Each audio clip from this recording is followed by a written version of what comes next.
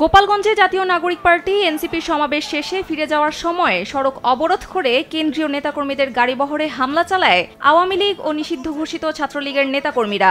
বুধবার দুপুর 2:45 দিকে জেলা শহরের লঞ্চঘাট এলাকায় এই ঘটনা ঘটে। এ সময় পুলিশ বাধা দিতে গেলে দুপক্ষের মধ্যে সংঘর্ষ শুরু হয়, যা চলে বেশ কিছুক্ষণ ধরে।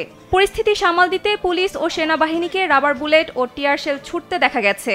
এ সময় নেতাকর্মীদের গাড়িবহর লক্ষ্য করে ইট পাটকেল নিক্ষেপ করে আওয়ামী লীগ ও নিষিদ্ধ ছাত্রলীগের নেতাকর্মীরা। তারা বেশ কয়েকটি গাড়ি ভাঙচুর করে। এরই মধ্যে গোপালগঞ্জের জেলা প্রশাসক মোহাম্মদ কামরুজ্জামান গোপালগঞ্জ জেলায় 144 ধারা জারি করেছেন। জেলা প্রশাসনের একজন নির্বাহী ম্যাজিস্ট্রেট সাংবাদিকদের এ তথ্য জানান। Original product, best service and best offer. Your right choice, Transcom Digital. এক পর্যায়ে এনসিপি নেতাদের গাড়িবহর ঘুরিয়ে পুলিশ সুপারের কার্যালয়ে নিয়ে যাওয়া হয়।